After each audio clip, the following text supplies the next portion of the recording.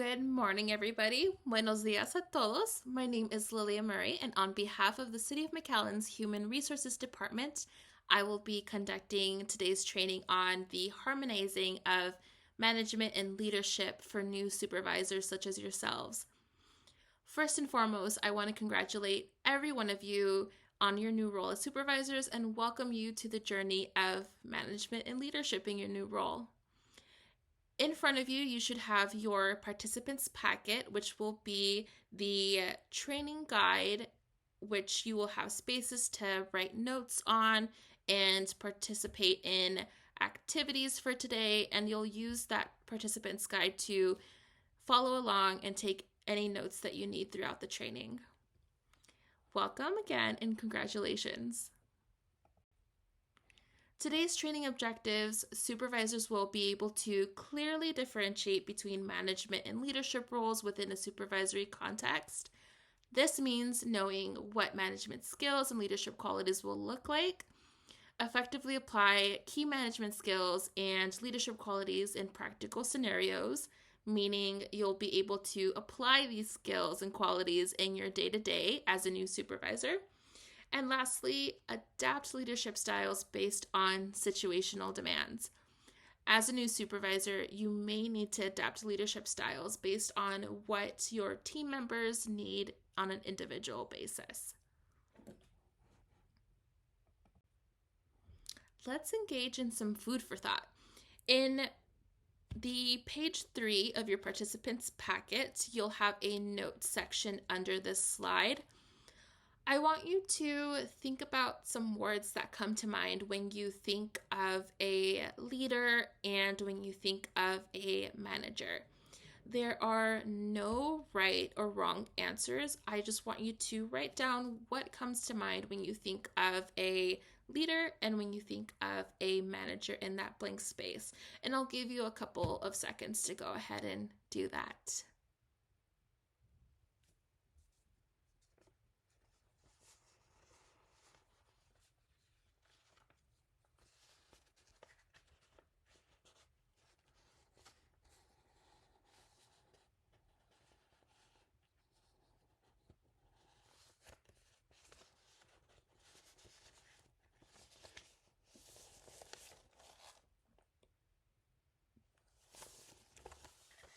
Fantastic.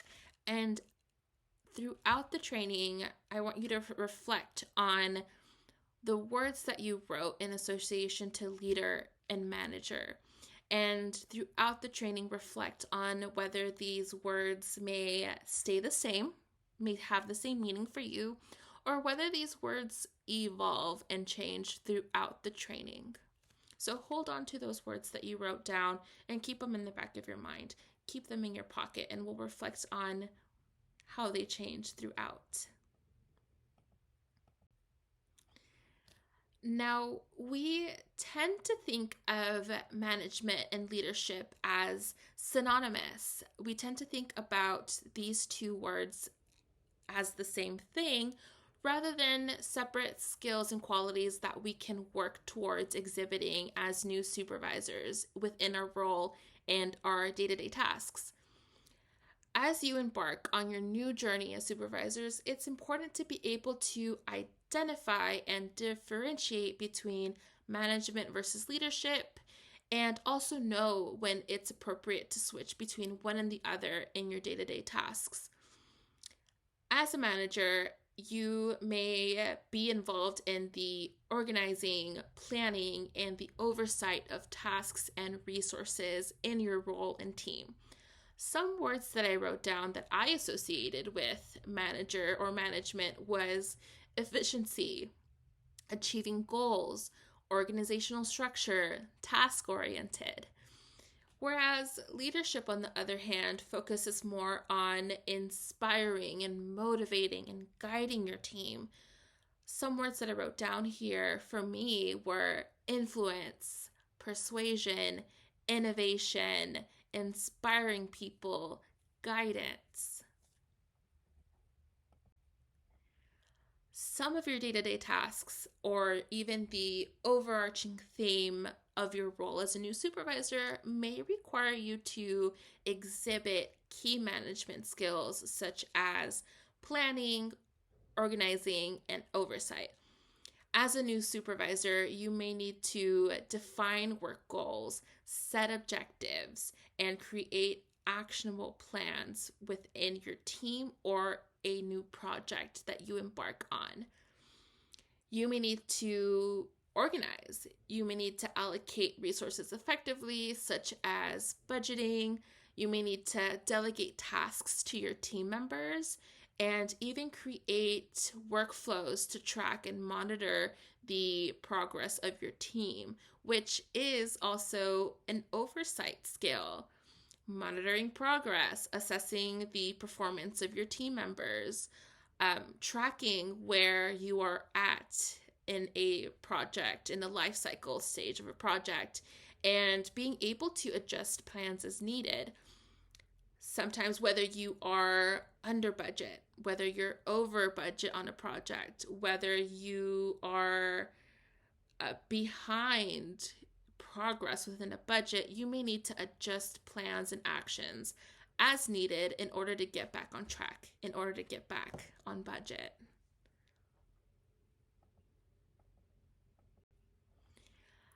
As a new supervisor, your team may call to you or may look to you to exhibit leadership approaches and leadership qualities that include vision, communication, inspiration.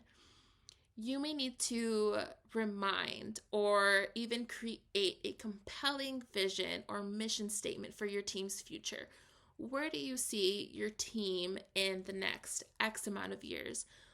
Where do you see your team growing and strengthening and being the best versions of themselves? And how can your team, for example, contribute to a vision of a more vibrant, more economically developed city of McAllen? As a supervisor, you will need to exhibit communication, such as partaking in proactive listening, giving feedback, and being able to receive feedback so that you as a supervisor and your team can continue to grow and meet organizational deliverables and be on the same page. And lastly, your team may look to you as a supervisor to help motivate and inspire them as a team to realize and reach their full potential, to continue the work that they do, and to avoid the path of burnout. Oftentimes, you will need to adapt and integrate between management skills and leadership qualities. And this integration and adaptation of the both is a balancing act. You do not want to overemphasize one role over the other intentionally, as it can create challenges in the workplace. However, if your role requires more integration naturally of management over leadership skill, it's really important to be able to balance and not really rely on one over the other, and assess the appropriateness of that balancing act. For example, if your role is in safety and compliance, your day-to-day may involve more of progress monitoring and plan adjustment and organizing, making sure that safety codes and compliances are met, that everything is running smoothly, that codes are up to date, rather than being or relying too much on vision or inspiration in your role, as your role's day-to-day tasks may not require much leadership qualities. On the other hand, if you are working in, for example, marketing, fundraising, or grant writing, you will see an integration and a balancing act of both management skills and leadership qualities. For example, when you are engaging in marketing and donor relations campaigns, you will need to communicate inspirational visions and stories of the reflecting the work that your organization does and that your department does in order to inspire donors to donate to your program. And when you receive those donations, you'll need to organize and oversee and plan where the donations will be allocated to your budget. You'll need to oversee members in your team, such as the delegation of tasks between marketing coordinators, grant writer assistants, and so on and so forth. And those type of roles, you may assess that the appropriateness in the day-to-day is a good balance of both. However, you may not want to overemphasize or over-rely too much on one role if it is not an appropriate balance. Based on certain needs of your team and team member, you may need to adapt and integrate certain leadership styles to meet your employees and your team where they are at. Your team members and individual employees have different learning styles, different walks of life, different experiences within their roles, and they may be at different stages in their role. And it doesn't necessarily mean that they are, quote unquote, difficult to work with, that they are inexperienced or not competent. It simply is recognizing the fact that your team and team members have different individual needs. And as a supervisor, you'll need to take on different leadership approaches and styles to be able to meet their needs and help them reach their full potential. And this leadership style and adaptation to meet individual needs is called situational leadership. And there are 4 approaches to situational leadership, ranked from the most hands-on in your role as a supervisor and the most inexperienced in a role of your employee to the least hands-on supervisory supervision and the most experience in your team members and individuals' roles. For example, in the directing stage, this is where you will find a lot of new employees, a lot of people in the onboarding stage of their role. Here you will have the most hands-on in supervision. This is where you will assist your individual employee and team member on what to do in their role and how to do it. Next, this is where your team member will have some skills, but they are not fully confident in their role or they are not fully developed yet. And in the coaching stage, you will support your individual team member to improve their skills, become self-sufficient, and deepen the trust between you as a supervisor and them as a team member. As they go from coaching to supporting, this is where you will have a little bit less hands-on approach as a supervisor. And in this stage, this is where your employee or team member may have a little bit more experience and more confidence in their role, but there's still some minor inconsistencies that you are noting. They're a bit more confident in their role, but they need a little bit of a push, a little bit of support to be more successful. Here in this stage, in the supporting stage, you will support your individual team member to become self-productive and self-sufficient in order to smooth out those minor inconsistencies. And lastly, in the delegating stage, this is where you will see future leaders and future supervisors, such as yourselves here today. This is going to be the least hands-on approach as a supervisor and the most employee experience and confidence in their role. And in the delegating stage, this is where your team members are confident in their role. They are requiring less supervision from you. They know what to do and how to do it, and you can confidently assign them responsibility, knowing that they are going to get it done. And this is where you notice team members be self-starters. And again, going from directing from the newest onboarding employee, you may need to help apply situational leadership skills to get them all the way to the delegating stage, where you will be supporting them and helping them become future leaders such as yourselves.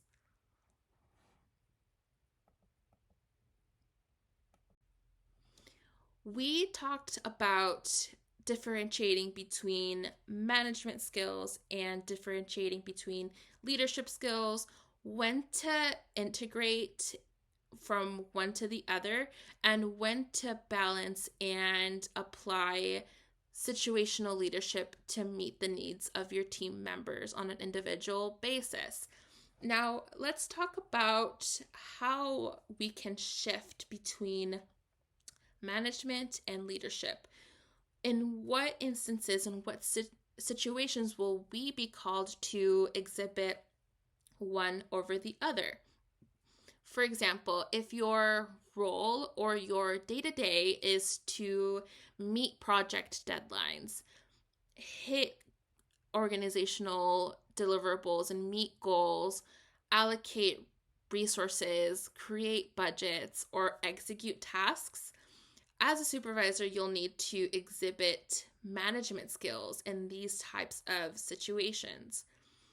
If your day-to-day or your role calls for more team motivation, facilitating conflict resolution, or fostering innovation or creativity, you may be taking on the leadership qualities in your role or day-to-day.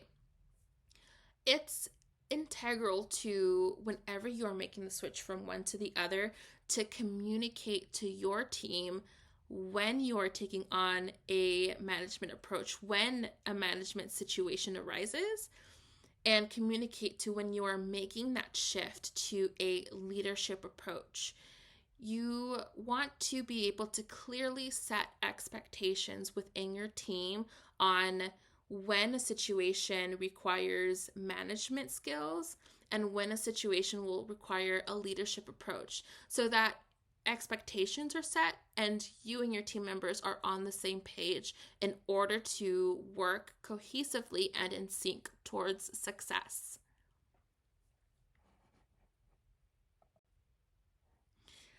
Now we are going to be taking on an activity called 321. It is going to be page 7 of your participants packet. You will see your activity sheet. And the activity is going to serve as your completion of the training and your ticket to exit today. Go ahead and fill out 3 things that I learned in this training. 2 things that I can apply to my new role as a supervisor, and 1 thing from this training that I would like to learn more about in the future. And the activity that we did earlier in this training on words that we associated between management and leadership, remember those words and reflect on whether they stayed the same. Reflect on whether the meanings changed for you now that we're at the end of the training.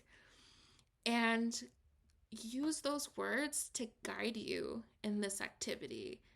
And I'll give you a couple of seconds, perhaps 30 seconds, to go ahead and fill that out today.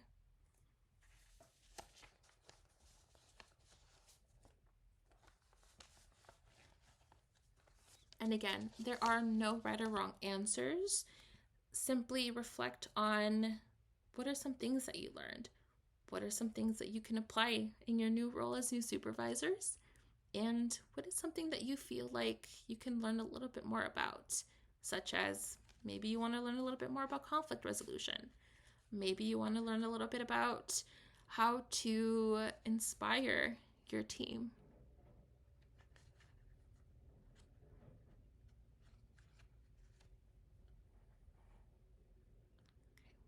Wonderful. It looks like most of us here are completing our activity and look about ready to turn in their sheets.